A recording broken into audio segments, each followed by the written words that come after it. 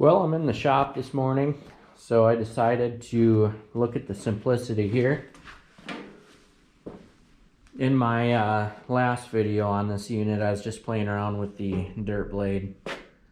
I got to take that off though, and I'm telling you, it is very difficult to get it back on because there's way too much. There's a width problem with the hookups on the plow. So you really got to jam it into the grooves down there to get it bolted in. It really is a pain.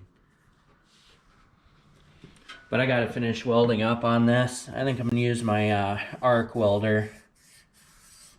And I don't want it hooked to the tractor because I think I blew up the condenser on the points last time I welded on it. So I'm going to take that off.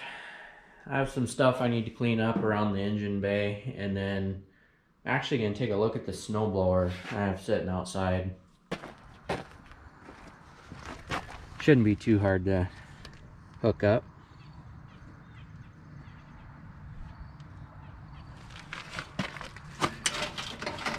Kind of heavy, but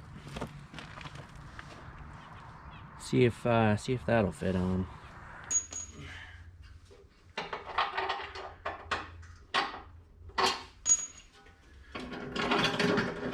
It's actually coming off easier than I thought it would.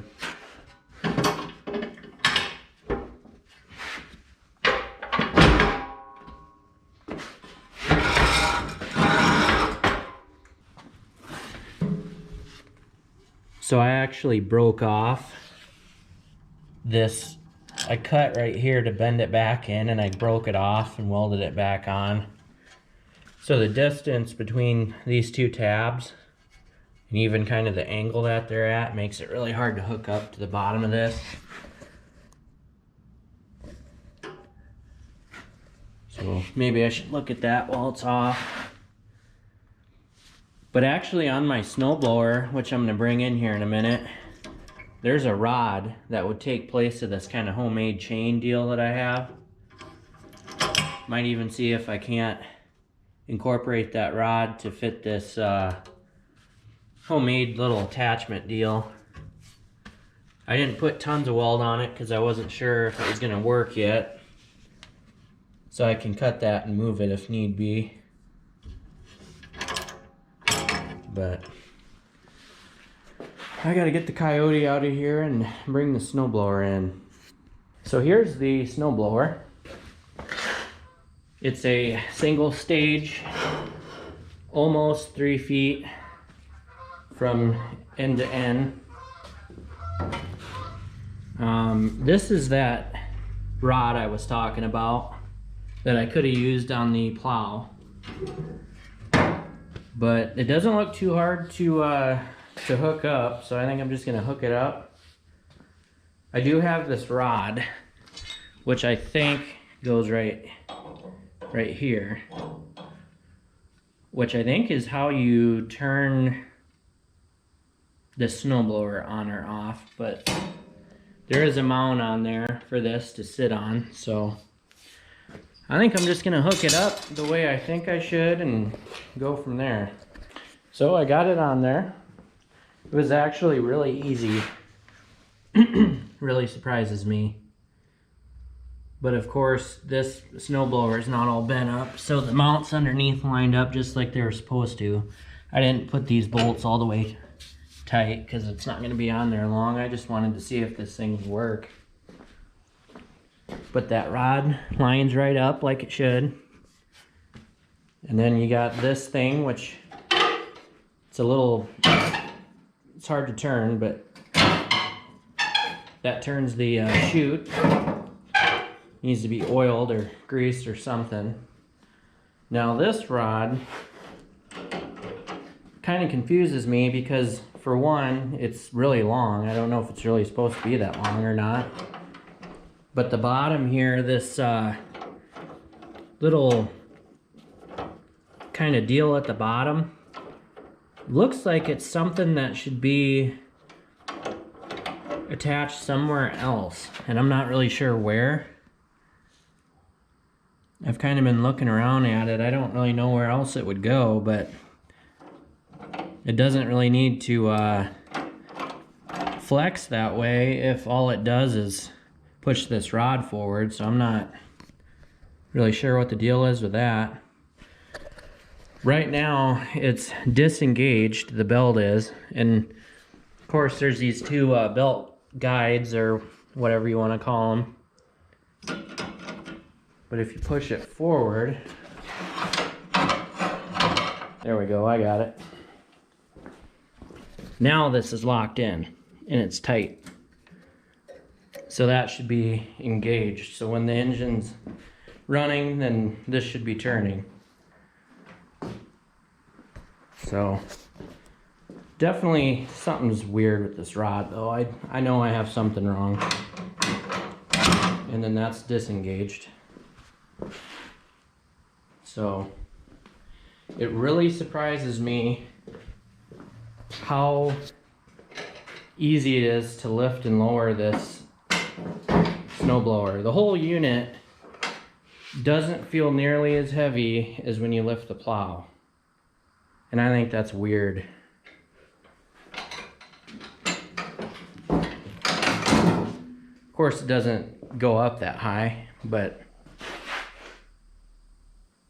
so other than this rod right here being kind of goofy, which I will look up, maybe find some schematics online for this, or you know, find someone who has one and maybe I'll figure out how to do it right. But I just wanted to hook this up before it got really cold out, because if there's any issues with it, I didn't want to mess with it when it was really cold out. So I'm going to take it off right away, but I think I'm going to start it first and just see how it sounds. The guy I got this from claims that not too terribly long before I bought it from him, he said something about replacing some bearings or something in here. So he said it was supposed to be really smooth.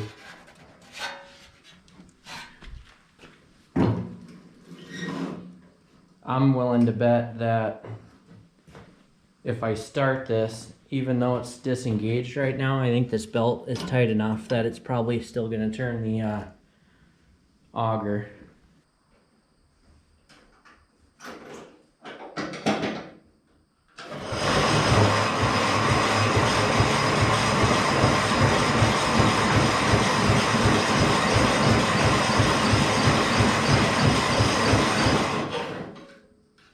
Taking all my juice trying to turn that auger.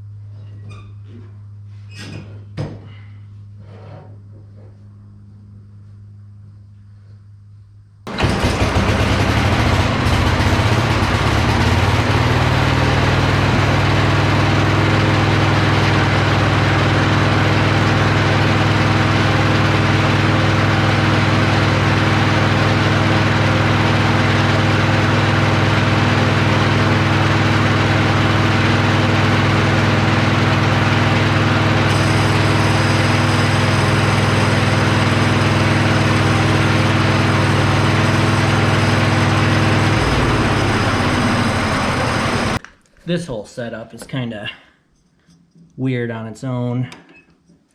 That spring doesn't look very healthy. And right now the flat side of the belt is in the groove, not even the grooved part.